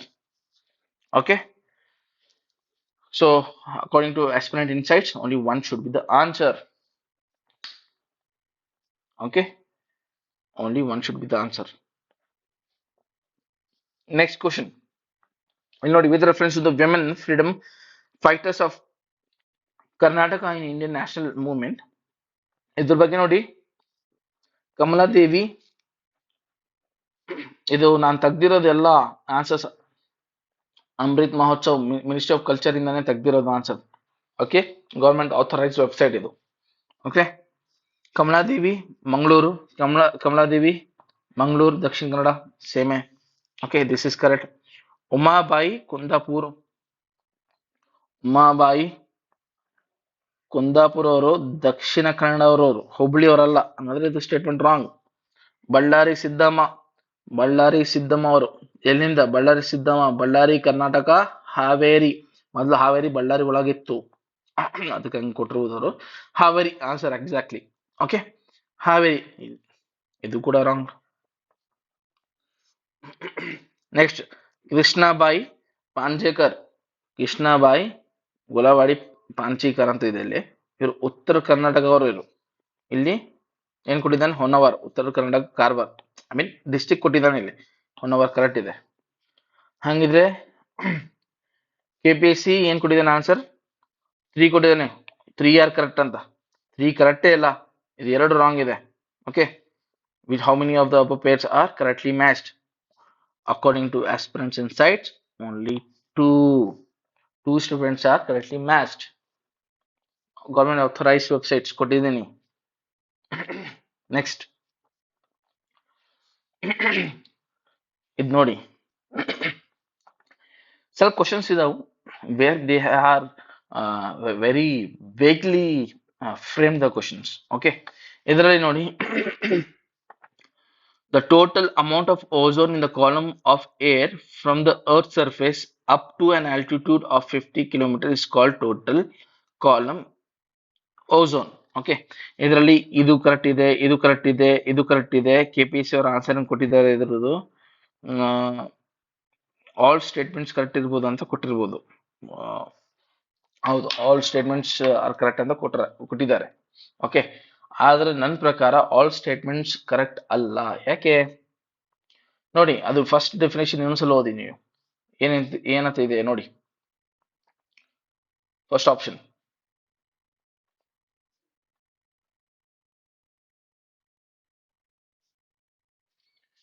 According to KPSC, one is the answer. Okay, ನನ್ನ ಪ್ರಕಾರ aspirants insights answer is 2. Why? The total amount of ozone in a column of air from the earth's surface up to an altitude of 50 kilometers is called total column ozone. ನೋಡಿ, ಇದು ನಂದು clarification. ಇಲ್ಲಿ ಏನಂತಿದೆ? The total column ozone definition. ಇದನ್ನ ಎಲ್ಲರೂ ಸ್ವಲ್ಪ ನೀಟಾಗಿ ಓದಿ, ಶಾಂತಿಯಾಗಿ ಕುಂತು ಓದಿ, ನಿಮ್ಗೆ ಅರ್ಥ ಆಗುತ್ತೆ. The total column ozone represents the total amount of ozone in the column of air extending from the earth's surface to the top of atmosphere. ಇವರು ಓಝೋನ್ 50 ಕಿಲೋಮೀಟರ್ ತನ ಅಂತ ಹೇಳ್ತಿದಾರಲ್ಲ. ಇಲ್ಲಿ ಡೆಫಿನೇಷನ್ ಪ್ರಕಾರ ಅರ್ತ್ ಸರ್ಫೇಸ್ ಇಂದ, ಭೂಮಿಯಿಂದ ಟಾಪ್ ಆಫ್ ಅಟ್ಮಾಸ್ಫಿಯರ್ ಅಂದ್ರೆ 100 kilometre ತನ ಬರ್ತದ, 50 ಕಿಲೋಮೀಟರ್ ತನ ಬರಲ್ಲ. ಇಲ್ಲಿ ಅಪ್ ಟು 50 ಕಿಲೋಮೀಟರ್ ಅಂತ ಕೊಟ್ಟಾನೆ. ಅವನು 100 ಅಪ್ ಟು 100 ಕಿಲೋಮೀಟರ್ ಕೊಡ್ಬೇಕಿತ್ತು, ಇಲ್ಲಾಂದ್ರೆ ಅರೌಂಡ್ 50 ಕಿಲೋಮೀಟರ್ ಕೊಟ್ಟರು ಕೂಡ ನಡೀತಿತ್ತು, ಆರ್ ಮೋರ್ ದನ್ 50 ಕಿಲೋಮೀಟರ್ ಕೂಡ ನಡೀತಿತ್ತು. ಸೊ ಟೆಕ್ನಿಕಲಿ ಆ question wrong. Okay, it's typically measured in Dobson units. Okay, altitude range ನೋಡಿ, ಇಲ್ಲಿ ನೋಡಿ, ಇದು ಎಕ್ಸ್ಪ್ಲೇನ್ ಮಾಡಿದ್ದೀನಿ ನಾನು ಇಲ್ಲಿ. While ozone is present throughout the earth's surface, most of it, around 90%, is found in stratosphere. Okay, which is 50 kilometers up to 50 kilometers ತನ ಇರುತ್ತೆ ಇದು stratosphere. Between the altitude around 10 kilometers 50 ಹೇಳಿದೀನ. However, the measurement of total column ozone does indeed consider the entire column of air, not just up to 50 kilometers. Therefore, the definition should refer to the total amount of ozone from Earth's surface up to the edge of the atmosphere. ಇದು ಇರಬೇಕು definition. ಮತ್ತೆ atmospheric extend ನೋಡಿ, ಅದು ಕೂಡ ಹೇಳಿದ್ದೀನಿ. The atmosphere doesn't have any strict upper limit but it is often considered to be extend up to 100 kilometres. ಅದರಲ್ಲಿ Karman line ಕೂಡ ಅಂತಾರೆ ಅದಕ್ಕೆ. ಗ್ಲೋಬಲಿ ರೆಕಗ್ನೈಸ್ಡ್ ವರ್ಡ್ ಅಲ್ಲ ಅದು, ಬಟ್ ಅಪ್ ಟು 100 ಕಿಲೋಮೀಟರ್ ಇದೆ ಅಂತ ಇದು ಮಾತ್ರ ಗ್ಲೋಬಲಿ ರೆಕಗ್ನೈಸ್ ಮಾಡ್ತಾರೆ. Okay. For total ozone measurements, instruments capture data from the surface to where atmosphere is thin enough that additional ozone contributes negligibly to the total measurement. ಏನೋ ಇರಲಿ, definition ಮಾತ್ರ wrong ಇದೆಯಲ್ಲ. So total column ozone is the total amount of ozone in the column of air from Earth's surface to the top of atmosphere.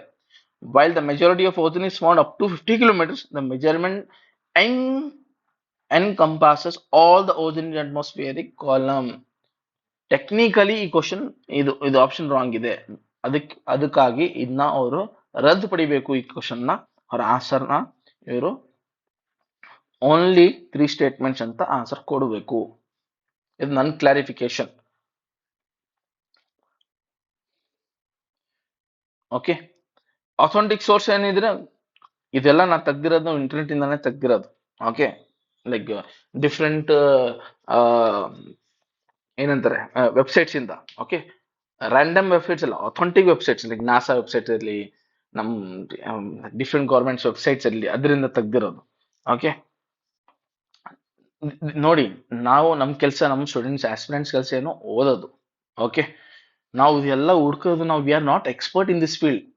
ನಾವು expert ಅಲ್ಲ, ಇದೆಲ್ಲ ಹುಡುಕ್ಬೇಕು, time waste ಮಾಡಬೇಕು. ನಾವು ಎಕ್ಸ್ಪರ್ಟ್ ಅಲ್ಲ. ಈ ಕೆಲಸ ಎಕ್ಸ್ಪರ್ಟ್ ಕಮಿಟಿ KPSC ಅವ್ರದ್ದು, which they have done very poor work. Okay. ಅವ್ರ ಕೆಲಸ ಇದು, ನಮ್ದಲ್ಲ. ಆದ್ರೆ ಈಗ ಎಂತ ಕಾಲ ಬಂದಿತ್ತಂದ್ರೆ ನಾವು ಕುಂತ್ ಮಾಡತ್ತೀವಿ ಎಲ್ಲ ಕೆಲಸ. ಇಷ್ಟು ಕೊಟ್ಟಿರೋದು, ನಾವು ಇಷ್ಟೆಲ್ಲ ಕ್ಲಾರಿಫಿಕೇಶನ್ ಕೊಟ್ಟಿರೋದು ಜಾಸ್ತಿ ಆಯ್ತು KPSCಗೆ. Okay. Next, who was the first women in India to become cabinet minister? ಇದು ನೋಡಿ, ಇದ್ರ ಆನ್ಸರ್ KPSC ಅವ್ರನ್ನ ಕೊಟ್ಟಿದ್ದಾರೆ. ಮಾವಿಸ್ ಅಂತ ಕೊಟ್ಟಿದ್ದಾರೆ. ನನ್ನ ಪ್ರಕಾರ ಆನ್ಸರ್, ಆಸ್ ಪರ್ ಇನ್ಸ್ಟೆನ್ಸ್ ಪ್ರಕಾರ ಆನ್ಸರ್ ಇರಬೇಕು ರಾಜ್ಕುಮಾರಿ ಅನ್ರಿತ್ ಕೌರ್ ಇರಬೇಕು. ಯಾಕಂತ ನಾನು ಹೇಳ್ತೀನಿ ನೋಡಿ. ಫಸ್ಟ್, ರಾಜ್ಕುಮಾರಿ ಅಮೃತ್ ಕೌರ್ ಅವ್ರ ಬಗ್ಗೆ ಫ್ಯಾಕ್ಟ್ ಇದು ಎಲ್ಲಿಂದ ತೆಗ್ದ, ಅಮೃತ್ ಮಹೋತ್ಸವ್ ಇದು ಗವರ್ಮೆಂಟ್ ವೆಬ್ಸೈಟ್ ಅಂತ ತೆಗ್ದಿದ್ದು ನನ್ನ. Okay. Rajkumari Amrit Kaur became independent India's first health minister in 1947, serving in Prime Minister Nehru's cabinet. Okay, continuing in the role for 10 years. Okay, so she was also the first woman to be the member of post independence cabinet. First idlantawಳು post independence. Second, ಇದು ಮಾವಿಸ್. ಇದನ್ನ ಯಾವ್ದೋ news paper ಅಲ್ಲಿ 3-4 news paper ಅಲ್ಲಿ ಕೊಟ್ಟಿದ್ರು, ಅದನ್ನ copy ಮಾಡಿದ ನಾನು. ಯಾಕಂದ್ರೆ ಇವಳ ಬಗ್ಗೆ ಕಂಟೆಂಟ್ ನನಗೆ ಎಲ್ಲಿ ಸಿಗಿಲ್ಲ, ಗವರ್ಮೆಂಟ್ ವೆಬ್ಸೈಟ್ಸ್ ಅಲ್ಲೇನೆ ಇಲ್ಲ. Mavis was the health minister in sir Syed Mohammed Saadulla government in 1939. She was elected to the Assam Assembly in 1937 as an independent candidate and became the minister in 1933. This makes her the first woman in India to serve as cabinet minister. Okay, ನನ್ನ clarification ನೋಡಿ. ಈಗ ಇದು Mavis was the first women in India. ಇದು ಪ್ರಕಾರ ಮೇಲೆ statement ಇದೆಯಲ್ಲ, ಇದು ಪ್ರಕಾರ Mavis was the first women in India to hold cabinet level position, but it was in the pre independence period 1939 ಒಳಗದು. ಅದು ಕೂಡ ಏನು ಸ್ಟೇಟ್ ಲೆವೆಲ್ ಅಲ್ಲಿ, ನ್ಯಾಷನಲ್ ಲೆವೆಲ್ ಅಲ್ಲಿ ಅಲ್ಲ. Second, Rajkumari Amrit Kaur was the first women to be cabinet minister independent India. ಮತ್ತು independent India cabinet minister, ಅದು ಕೂಡ ನ್ಯಾಷನಲ್ ಲೆವೆಲ್. ಓಕೆ. ಈಗ ಇದು ಯಾವಾಗ? 1947. ಅಮೃತ್ ಮಹೋತ್ಸವ ಯಾವಾಗ ಮಾಡ್ತಾರೆ? 75 ಇಯರ್ಸ್ ಮಾಡ್ತಾರೆ, ಹೌದಾ? 75 ಇಯರ್ಸ್ ಮಾಡಿದ್ರು ಅವರು. ಹಂಗಂದ್ರೆ ಇಲ್ಲಿ ಒಂದು ಸ್ಟೇಟ್ಮೆಂಟ್ ಇದೆ ಕ್ವಶನ್ ಅಲ್ಲಿ. And also one of the heroes remember during 75 years of independence. The unsung heroes ಅದೆಲ್ಲ ಅಮೃತ್ ಮಹೋತ್ಸವ್ ವೆಬ್ಸೈಟ್ ಅಲ್ಲಿ ಕೊಟ್ಟಿದ್ದಾರೆ. 75 ಇಯರ್ಸ್ ಸೆಲೆಬ್ರೇಟ್ ಮಾಡ್ತಿರೋದು.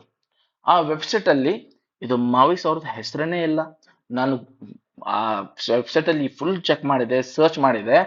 ನಿಮಗೆ ಅದರಲ್ಲಿ ಹೆಸರು ರಾಜ್ಕುಮಾರಿ ಅಮೃತ್ ಕೌರ್ ಅಂತ ಟೈಪ್ ಮಾಡಿದ್ರೆ ಈ ಹೆಸರು ಬರುತ್ತೆ.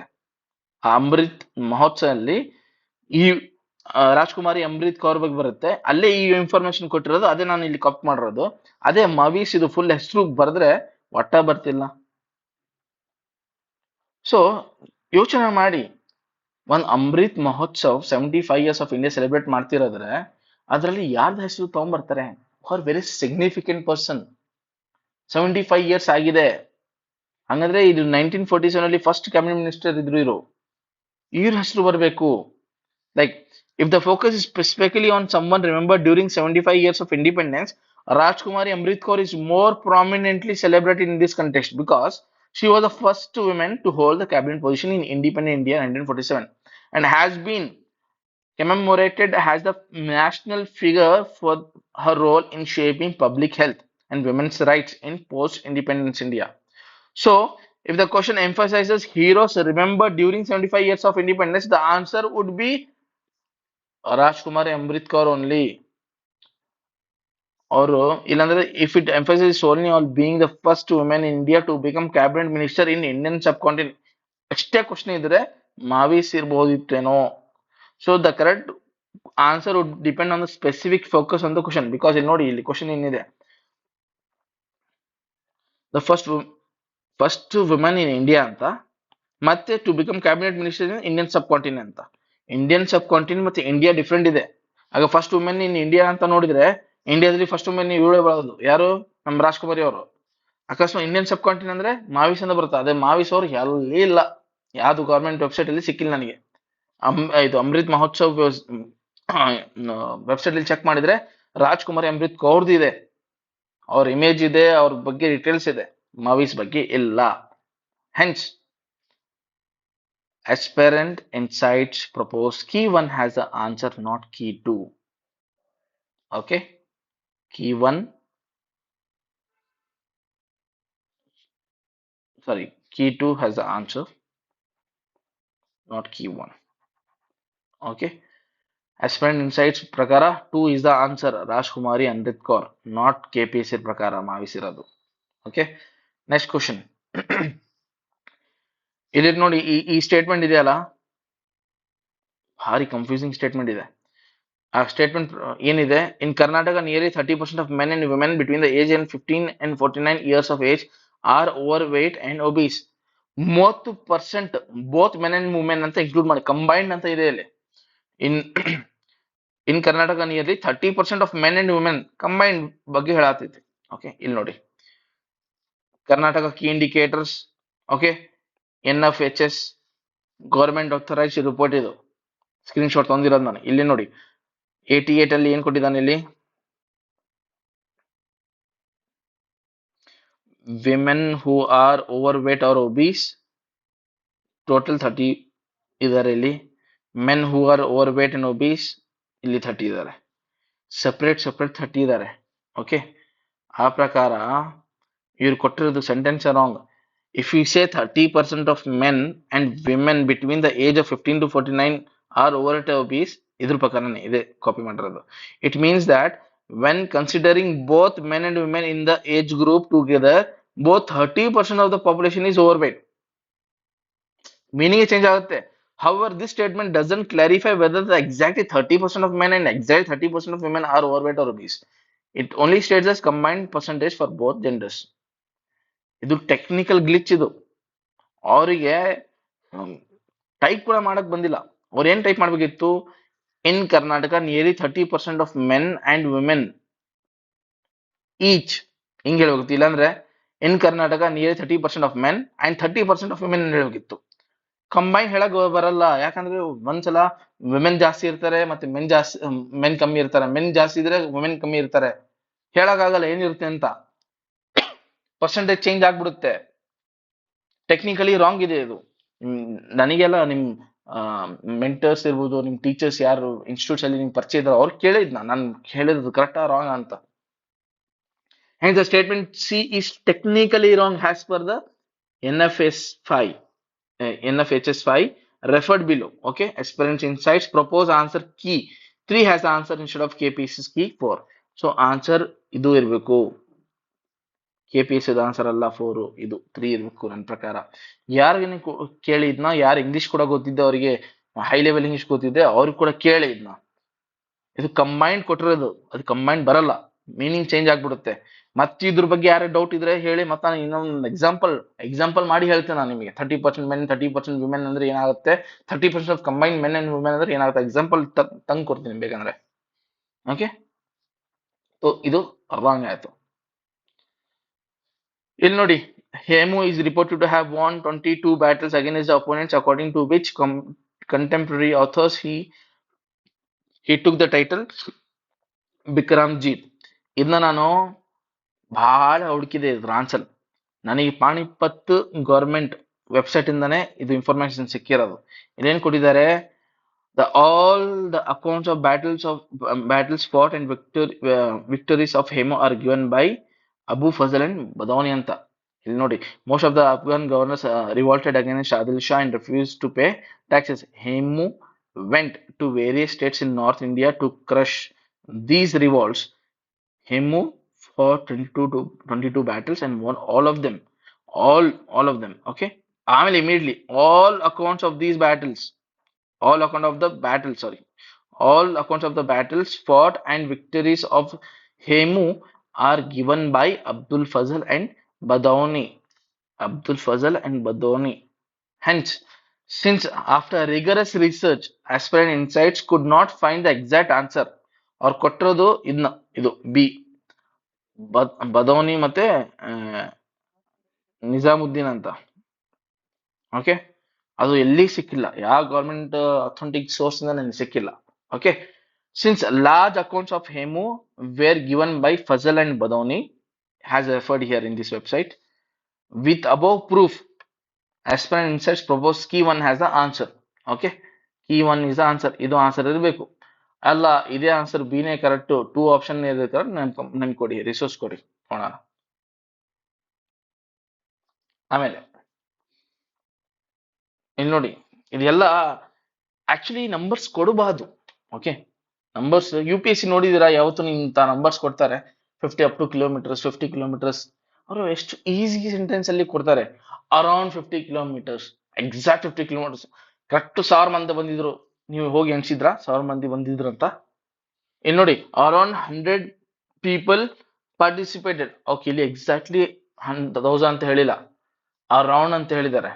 ಅಂದ್ರೆ ಏನು ಒಂದು 1500 ಇರ್ಬೋದು, ಇಲ್ಲಾಂದ್ರೆ 500 ಕೂಡ ಇರ್ಬೋದು. ಓಕೆ, ಈಗ ಅರೌಂಡ್ 1000 ಅಂದ್ರೆ 10,000 ಆಗಲ್ಲ, 10,000 ಬೇರೆ, ಅರೌಂಡ್ 1000 ಬೇರೆ. ಓಕೆ, ಇದು government authorise website Amrit Mahotsav ಬಗ್ಗೆ. ಇದರಲ್ಲಿ ಸತ್ಯಾಗ್ರಹ ಬಗ್ಗೆ, ನ್ಯಾಷನಲ್ ಮೂವ್ಮೆಂಟ್ ಸತ್ಯಾಗ್ರಹ, ಇದು ಫಸ್ಟ್ ಸೆಷನ್ ಬಗ್ಗೆನೇ ಮಾತಾಡ್ತಿರೋದು. ಓಕೆ, ಇಲ್ಲಿ ಕೊಟ್ಟಿದ್ದಾರೆ ನೋಡಿ, ಏನಂತ ಕೊಟ್ಟಿದ್ದಾರೆ, ಈ ವೆಬ್ಸೈಟ್ ಅಲ್ಲಿ ಸಿಗುತ್ತೆ ನೋಡಿ. ನೋಡಿ, first the ceremony was fixed for 9 AM on 9th April 1938. The flag was to be hosted by Sidalingayya. Okay, ಇಲ್ಲಿದೆ ನೋಡಿ. But on that day Mysuru police took him into custody. Okay, ಇದೇ ಇನ್ಫಾರ್ಮೇಶನ್ ನ continue ಮಾಡ್ಕೊಂತ ಇಲ್ಲಿ ಬನ್ನಿ. Okay, ಒಬ್ರು ಇದ್ರಂತ, ಅವ್ರು 10 ವರ್ಷ ಇದ್ರಂತ. ಅವಾಗ ಅವ್ರು ಹೇಳ್ತಿದ್ರು ಅವರು, he is now 93 years old and he recollects that there were at least 10,000 people from the different parts of Mysore state and country taking part in the flag hosting ceremony. Flag hosting ಸೆರೆಮನಿದಲ್ಲಿ 10,000 ಮಂದಿ ಇದ್ರು. Around 1000 ಅಂದ್ರೆ 10,000 ಅಲ್ಲಪ್ಪ, around 1000 ಅಂದ್ರೆ 500 ಆಗ್ಬೋದು, 1500 ಆಗ್ಬೋದು, 2000 ಕೂಡ ಆಗಲ್ಲ. ಇಲ್ಲಿ 10,000 ಮಂದಿ ಬಂದಿದ್ದಾರೆ. ಓಕೆ, ನೀವು ಹೇಳ್ತಿರ್ಬೋದು, ಸರ್ ಅವರು 10 ವರ್ಷ ಇದ್ರು, ಅವ್ರು ಏನ್ ಜ್ಞಾಪಕ ಇರುತ್ತೆ ಸರ್, ಅವಾಗ ಏನ್ ಕ್ಯಾಲ್ಕುಲೇಟ್ ಮಾಡಕ್ ಬರುತ್ತೆ, ಅಂದಾಜ್ ಮೇಲೆ 10,000 ಅಂತ ಎಕ್ಸಾಜರೇಟ್ ಮಾಡಿ ಹೇಳಿರ್ಬೋದು ಸರ್ ಅಂತ. ಓಕೆ, ಹಂಗೆ ಆಗ್ಲಿ. ಓಕೆ, ಇಲ್ಲಿ ಇನ್ನೊಂದು government website, okay, tourism website ಇಂದ ತೆಗ್ದಿರೋದು. ಇಲ್ಲಿ ನೋಡಿ, this town is known as Satyagraha movement. Shivpur Satyagraha. So, this town is known for Satyagraha movement during India's national freedom. A great history was made on 26th April 1938 at Shivpura, 7 kilometers from Maddur Taluk, headquarters of Mandya district. 600 policemen with open gun were facing nearly 40,000 strong crowd in open space of 14 to 15 acre field. ಏನ್ ಕೊಟ್ಟಿದ್ದಾರೆ ಇಲ್ಲಿ? 40,000 ಮಂದಿ ಬಂದಿರುವಂತ ಜಾಗದಲ್ಲಿ. ಅರ್ಥದ? 40,000 ಮಂದಿ ಬಂದಿದ್ರಂತ. ಈಗ ಹೇಳಿ, ಅದು ಇಲ್ಲಿ 10 ವರ್ಷ ಇದ್ರು ಸರ್ ಗೊತ್ತಿಲ್ಲ, ಓಕೆ, ಇಲ್ಲಿ ತಗೊಳ್ಳಿ, ಗವರ್ಮೆಂಟ್ ವೆಬ್ಸೈಟ್ 40,000 ಅಂತ ಇದೆ. ಅದಕ್ಕೆ ಇಷ್ಟು ಆಂಬಿಗ್ಯೂಟಿ ಇರುತ್ತೆ. ಆ ಕಾಲದಲ್ಲಿ ಯಾರಿದ್ರು ಯಾರೆಲ್ಲನೂ ಅಂದಾಜ್ ಹೇಳಕ್ ಆಗಲ್ಲ. ಅದಕ್ಕೆ ಆಂಬಿಗ್ಯೂಟಿ ಇರುತ್ತೆ. ಅರೌಂಡ್ 1000 ಕೊಟ್ರೆ ಇದೇನ್ ಲೆಕ್ಕಾಚಾರ? ಅವ್ನು ಅರೌಂಡ್ 10,000 ಕೂಡ ಕೊಡಕ್ ಆಗ್ತಿದ್ರೆ ಅರೌಂಡ್ 10,000 ಕೊಟ್ರೆ ನಾನು ಇದು ತೋರಿಸಿದ್ 40,000 ಅಂತ. 40,000 ಅಂದ್ರೆ ನಾನು ಇಲ್ಲಿ 10,000 ಅಂತ ತೋರಿಸಿದ್ದೆ. ಇಂಥ ನಂಬರ್ಸ್ ಕೊಡ್ಬೋದು. ಯು ಪಿ ಸಿ ಯಾವತ್ತು ನೋಡಿದಿರ ಇಂಥ ನಂಬರ್ಸ್ ಕೊಡ್ತಿರೋದು? ಕೊಟ್ರೆ ಕೂಡ ಒಂದು ಲಾಜಿಕ್ ಆಗಿ ಸೆನ್ಸಿಬಲ್ ಕೊಡ್ತಾನ ನಂಬರ್ಸ್. ಆದ್ರೆ ಕೆ ಪಿ ಎಸ್ ಸಿ ವೇಗಾಗಿ ಇಲ್ಲ, ಅಲ್ಲಿ ಓಜೋನ್ ಕಾಲಮ್ ಅದು ಹೇಳಿದ್ನ ಅಲ್ಲಿ 50 ಕಿಲೋಮೀಟರ್ ಅಂತ, ಹಂಗಲ್ಲ, ಅದು ಎಡ್ಜ್ ಆಫ್ ಅಟ್ಮಾಸ್ಫಿಯರ್ ತರ ಹೋಗ್ತದ. So K P S C answer ಹೆಂಗ್ ಕೊಟ್ಟಿದ್ದಾರೆ? ಇನ್ಕರೆಕ್ಟ್ ಚೂಸ್ ಮಾಡಬೇಕು. ಓನ್ಲಿ ಒನ್ ಈಸ್ ಇನ್ಕರೆಕ್ಟ್, ಯಾಕಂದ್ರೆ ಇದು ಇನ್ಕರೆಕ್ಟ್ ಇರುತ್ತೆ. ಇದು ಯಾವುದು?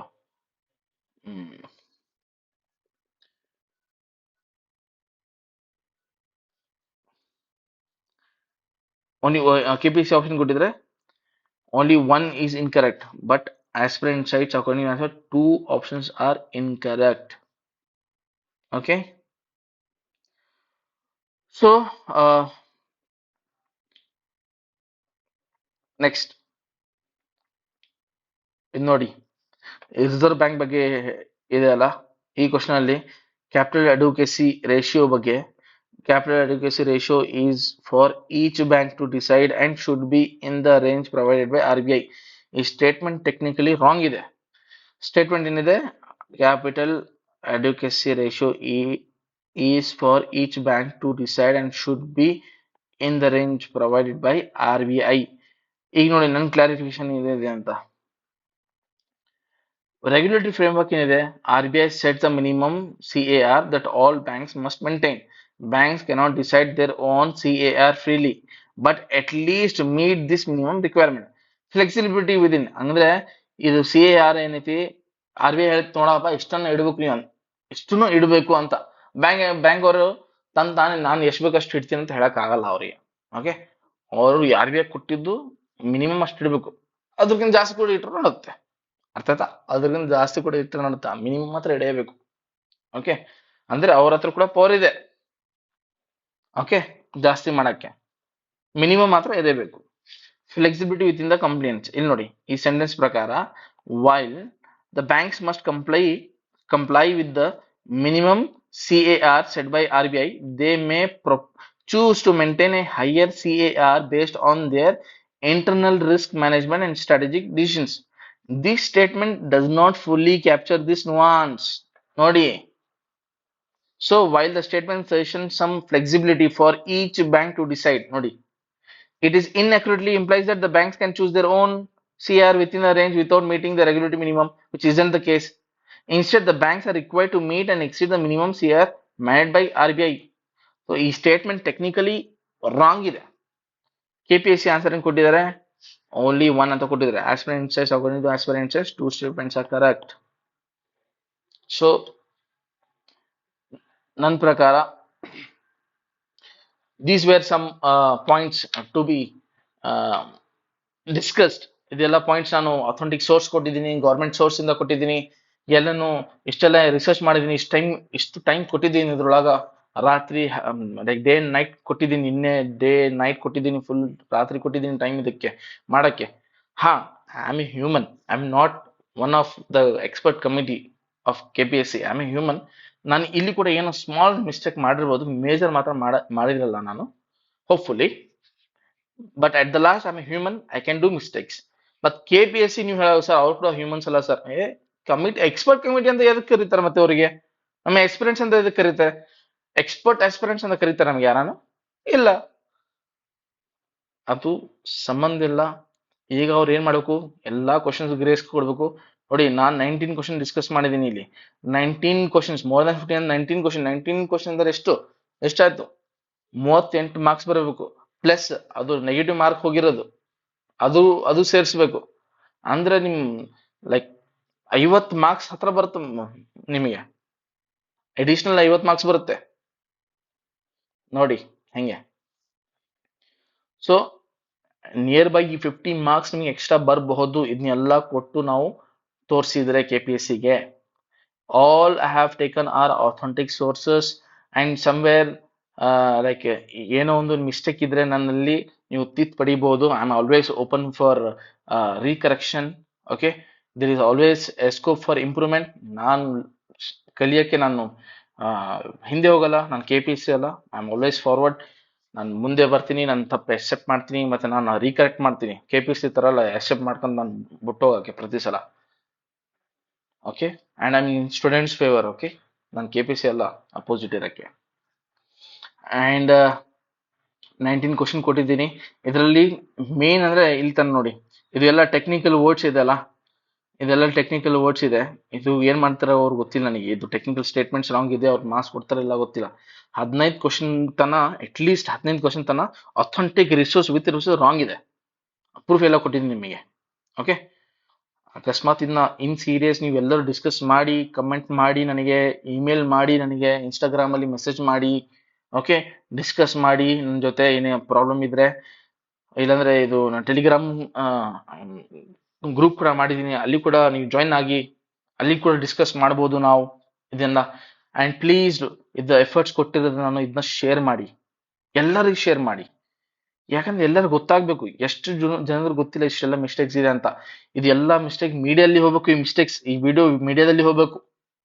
ಓಕೆ, ಎಲ್ಲ ಏನೋ ಪ್ರಾಮಿನೆಂಟ್ ಪೊಲಿಟಿಷಿಯನ್ಸ್ ಹತ್ರ ಹೋಗ್ಬೇಕು.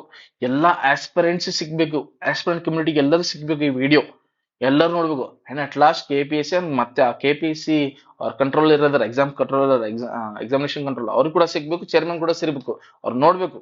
ಮತ್ತೆ ನಮ್ಮ ಸಿದ್ದರಾಮಯ್ಯ ಸರ್ ಅವ್ರು ಕೂಡ ನೋಡ್ಬೇಕು ಇದನ್ನ. ನಮ್ಮ ಸ್ಟೂಡೆಂಟ್ ಜೊತೆ, ಸ್ಪೆಷಲಿ ಕನ್ನಡ ಮೀಡಿಯಂ ಸ್ಟೂಡೆಂಟ್ ಜೊತೆ ಮೋಸ ಆಗಿದೆ, ಎಲ್ಲರಿಗೂ ಮೋಸ ಆಗಿದೆ. ಇಂಗ್ಲಿಷ್ ಮೀಡಿಯಂ ಕೂಡ ಆಗಿದೆ, ಕನ್ನಡ ಮೀಡಿಯಂ ಕೂಡ ಆಗಿದೆ. ನೀವು ಏನ್ ಮಾಡ್ತೀರಾ ಗೊತ್ತಲ್ಲ, ಗ್ರೇಸ್ ಮಾರ್ಕ್ಸ್ ಕೊಡ್ತೀರಾ, ಏನ್ ರೀ ಎಕ್ಸಾಮ್ ಕಂಡಕ್ಟ್ ಮಾಡ್ತೀರಾ, ಅದನ್ನ ನಿಮಗೆ ಬಿಟ್ಟಿರೋದು. Okay, but please take decision in students favour. Questions paper ಇಂತ ಪರಿ ಎರರ್ ಮಾಡಕ್ ಹೋಗ್ಬೇಡಿ. ಆಪ್ಷನ್ಸ್ ಕೂಡ ಅದು KPSC ಅವ್ರಿಗೆ ಹೆಂಗ್ ಅನ್ಸ್ತು ಆಪ್ಷನ್ಸ್ ಕೊಡಕ್ಕೆ, ತಪ್ಪು ಆಪ್ಷನ್ಸ್ ಕೊಡಕ್ಕೆ ಹೆಂಗ್ ಅನ್ಸ್ತು ನನಗೆ ಗೊತ್ತಾಗ್ತಿಲ್ಲ. ನಾನು ಹಿಂಗ್ ಮಾಡಲ್ಲಪ್ಪ. So I request everyone, please do like this video, comment on this video, subscribe the channel please, and do share this video to everyone among your friends. ಎಲ್ಲಾ ಫ್ರೆಂಡ್ಸಿಗೆ, ಎಲ್ಲಾ ಕಮ್ಯುನಿಟಿ, ಅದು ಆಸ್ಪಿರೆಂಟ್ ಕಮ್ಯುನಿಟಿ ಇರಲಿ, ಅವರು UPSC KPSC student ಇಲ್ಲ ಅಂದ್ರೂ ಕೂಡ ಅವ್ರಿಗೆ ಶೇರ್ ಮಾಡಿ. ಅಟ್ಲೀಸ್ಟ್ ಅವ್ರಿಗೆ ಕೂಡ ಗೊತ್ತಾಗ್ಬೇಕಲ್ಲ ನಮ್ಮ ಜೊತೆ ಎಷ್ಟು ಮೋಸ ಆಗ್ತಿದೆ ಅಂತ. ಓನ್ಲಿ ನಮ್ಮ ಜೊತೆ ಶೇರ್ ಮಾಡಿದ್ರೆ ಏನು ಉಪಯೋಗ? ನಿಮ್ ಪೇರೆಂಟ್ಸ್ ಕೂಡ ಶೇರ್ ಮಾಡಿ, ಇದನ್ನ ನಿಮ್ ಎಲ್ಲರೂ ಶೇರ್ ಮಾಡಿ, ಆದಷ್ಟು ಮಂದಿಗೆ ಶೇರ್ ಮಾಡಿ. ಈ ವಿಡಿಯೋ ಎಲ್ಲರಿಗೂ ಸಿಗ್ಬೇಕು, ಎಲ್ಲರೂ ನೋಡ್ಬೇಕು ಇದನ್ನ. Okay, I hope I tried my best to justify all the questions with authentic resources. ಏನೋ ತಪ್ಪಿದ್ರೆ ನನ್ನ ಗಮನಕ್ಕೆ ತನ್ನಿ. Okay, overall thank you so much, and always we should work for the welfare of our students, our aspirants community. ಮತ್ತೆ ಇದನ್ನ there are many prominent leaders or ನಮ್ಮ students ಕಮ್ಯುನಿಟಿಲಿ unions ಇದೆ, ಅವ್ರ ಹತ್ರ ಈ ವಿಡಿಯೋನ ಶೇರ್ ಮಾಡಿ. ಪ್ರತಿ ಒಂದು ಯೂನಿಯನ್ ಚಾನೆಲ್ಸ್ ಇದೆ ಅಲ್ಲ ಟೆಲಿಗ್ರಾಮ್ ಅಲ್ಲಿ, ಅವರೆಲ್ಲರ ಜೊತೆ ಈ ವಿಡಿಯೋನ ಶೇರ್ ಮಾಡಿ, ಎಲ್ಲರಿಗೆ ಸಿಗ್ಲಿ ಇದನ್ನ. ಮತ್ತೆ ನಮಗೆಲ್ಲರಿಗೆ ಮೋಸ ಆಗಿದೆ, we will not beer this. Okay, ನೀವು ಏನ್ ಮಾಡ್ತೀರಾ ಗೊತ್ತಿಲ್ಲ, ನಮಗೆ ಗ್ರೇಸ್ ಮಾರ್ಕ್ಸ್ ಬೇಕು. ಮತ್ತೆ ನೀವು ಇಲ್ಲ ರೀ ಎಕ್ಸಾಮ್ ಕಂಡಕ್ಟ್ ಮಾಡ್ತೀವಿ, ನಿಮ್ಗೆ ಗೊತ್ತದು, ನಿಮ್ದು ಎಲ್ಲಾ ಸ್ಟೂಡೆಂಟ್ಸ್ ಫೇವರ್ ಡಿಸೈಡ್ ಮಾಡ್ತೀವಿ. ನೀವು ಹೇಳಿದ್ ನಾವು ಕೇಳಲ್ಲ. ಈಗ ನಾವು ಹೇಳೋದು ನೀವು ಕೇಳಿ. ನಾವು ಸ್ಟೂಡೆಂಟ್ಸ್ ಎಲ್ಲರೂ ನಾವು ಡಿಸೈಡ್ ಮಾಡ್ತೀವಿ ನಮಗೆ ರೀ ಎಕ್ಸಾಮ್ ಬೇಕಾ ಬೇಡ ಅಂತ. So this will be discussed in our Telegram channel or any other channels. Okay, so till then please do take care. ಇದು ಪಾರ್ಟ್ 1 ವಿಡಿಯೋ. ಇದು part 1 video only for paper 1. Paper 1 ಅಲ್ಲೇನೆ ನೋಡಿ ನಿಯರ್ ಬೈ 15 ಮಾರ್ಕ್ಸ್ ಬರುತ್ತೆ ನಮಗೆ. ಇನ್ನ part 2 video ಇನ್ನ 2 ದಿವಸ ಆಗುತ್ತೆ. ಓಕೆ, ಯಾಕಂದ್ರೆ ಎಲ್ಲ ಮಾಡೋದು ನಾನು ಒಬ್ಬನೇ ಕುಂತು. So it will take time. ಆ ಪಾರ್ಟ್ 2 ಅಲ್ಲಿ ಏನೇನೋ ಮಿಸ್ಟೇಕ್ಸ್ ಇದೋ ಅದು ಕೂಡ ನೋಡೋಣ ಅಂತ. So I hope you people are eagerly waiting for the part 2 of the video of paper 2 specially. And ಅದು ಬರುತ್ತೆ 2 ದಿವಸ ಆದ್ಮೇಲೆ.